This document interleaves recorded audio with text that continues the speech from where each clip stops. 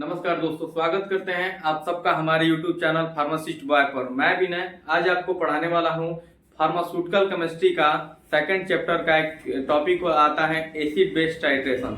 सबसे पहले तो हम लोग ये जानेंगे कि डी फार्मा में हम लोग को पढ़ना क्या है। तो देखिए, डी फार्मा में हम लोग को 5 सब्जेक्ट पढ़ना है: pharmaceutical chemistry, pharmacognosy, social pharmacy, pharmaceutics और ह्यूमन एनाटॉमी एंड फिजियोलॉजी। ये 5 सब्जेक्ट जो होते हैं वो हम लोग को इस डी फार्म फर्स्ट ईयर में पढ़ना है। आज हम लोग बात करने वाला है फार्मास्यूटिकल केमिस्ट्री का जो टॉपिक है एसिड बेस टाइट्रेशन, उसके बारे में। तो देखिए, सिंपल सी भाषा में हम आपको समझाने वाले हैं। अगर वीडियो आपको अच्छा लग रहा होगा तो वीडियो को लाइक करिएगा, और लगे कि हाँ वीडियो सबके साथ शेयर करना है, अपने भी दोस्तों को उनके साथ भी शेयर करिएगा, और अच्छा लगे तो सब्सक्राइब भी करिएगा। तो आइए सबसे पहले हम टॉपिक पे आते हैं, एसिड बेस टाइट्रेशन। देखिए यहाँ पे लिखा है एसिड बेस टाइट्रेशन। तो पहले हम लोग समझेंगे कि एसिड और बेस क्या होता है।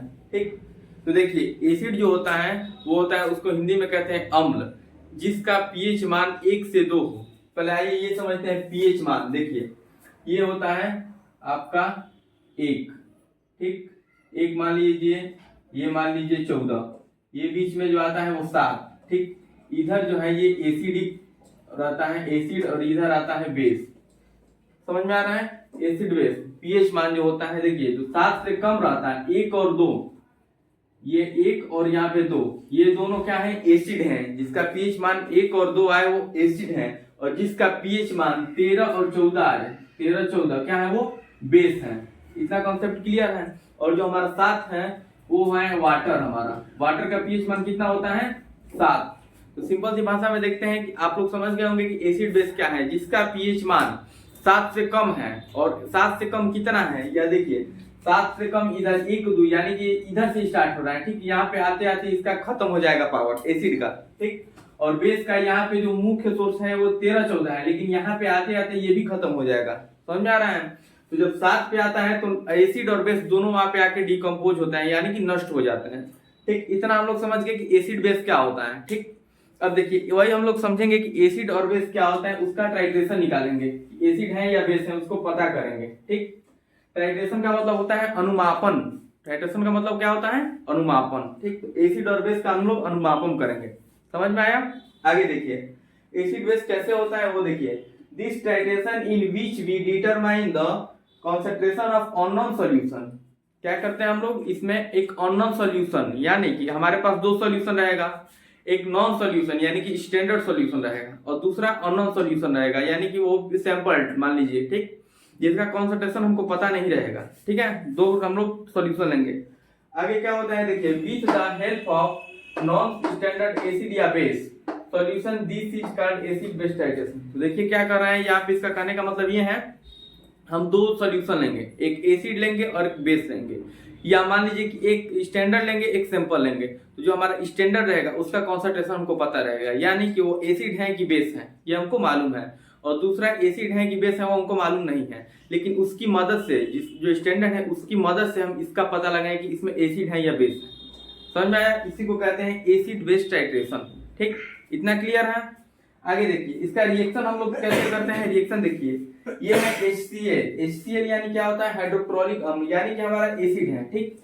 NaOH, NaOH क्या है? हमारा बेस है, ठीक। ये दोनों स्ट्रॉन्ग एसिड और स्ट्रॉन्ग बेस है, ठीक। इसके बाद अगर इसका रिएक्शन करवाते हैं तो हमें क्या मिलता है? NaCl, यानी कि न्यूट्रियल साल्ट मिलता है, और साथ में H2O यानी कि वाटर मिलता है, ठीक। ये इसका रिएक्शन है। यहाँ पे जो साल्ट मिलेगा हमको, न्यूट्रियल साल्ट, इसको न्यूट्रलाइजेशन टाइट्रेशन कहेंगे, कंपाउंड। अब आइए हम लोग देखते हैं कि इसका कैसे हम लोग फॉर्मुलेशन करेंगे, क्या क्या ऑपरेटर्स लगेंगे, आइए इसके बारे में देखते हैं।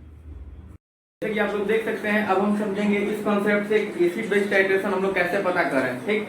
तो देखिए, सबसे पहले हम एक स्टैंड लेते हैं जिसमें हम लोग ब्यूरेट को यहाँ पे लगाते हैं, इसकी मदद से लगाते हैं। ब्यूरेट कैप ये होता है, और ये होता है ब्यूरेट कैप, उसकी मदद से ब्यूरेट को लगाते हैं, और ब्यूरेट में जो है हम टाइट्रेंट भरते हैं। अब बात करते हैं टाइट्रेंट क्या होता है। तो देखिए, जो टाइट्रेंट होता है वो हमारा स्टैंडर्ड सोल्यूशन होता है, ठीक। टाइट्रेंट हमको पता रहता है वो नॉन सोल्यूशन है, हमको पता रहेगा कि एसिड है या बेस है, ठीक। तो उसको हम लोग ब्यूरेट में लगाते हैं, और नीचे हम लोग एक कोनिकल फ्लास्क लेते हैं। ये देख रहे हैं आप लोग कोनिकल फ्लास्क, जिसमें एनालाइट यानी मींस समझेंगे अननोन सॉल्यूशन। आप समझ रहे हैं? एनालाइट मतलब क्या होता है? अननोन सॉल्यूशन, जिसका कॉन्सेंट्रेशन हमको पता नहीं है कि वो एसिड है या बेस है। समझ में आया?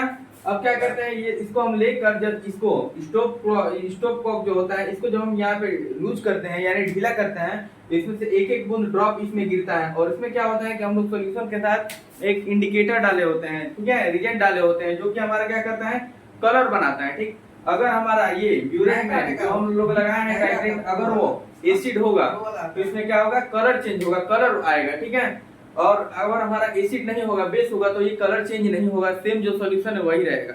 यही हमारा कॉन्सेप्ट है acid based solution, acid based titration. अगर आपको वीडियो अच्छा लगा हो तो वीडियो को लाइक करें, और चैनल पर नया है तो चैनल को सब्सक्राइब करें।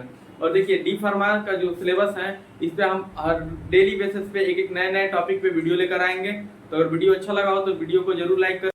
अगर आपको ये सब हैंड रिटन नोट्स चाहिए तो आप हमारा टेलीग्राम चैनल फार्मासिस्ट बॉय, जिसका लिंक मैंने डिस्क्रिप्शन बॉक्स में दे दिया है, आप उस पर क्लिक करके हमारे टेलीग्राम पर चैनल पर जाइए, और जाके वहां से आप फार्मास्यूटिकल का या फार्मास्यूटिक्स का या एचएपी का, वहां पे मैंने डी फार्म फर्स्ट ईयर का सब नोट जो है वो प्रोवाइड अपलोड कर दिया है। ठीक, आप लोग जाके वहां पे इसका नोट जो है वो ले सकते हैं और लेके इसको लिख सकते हैं।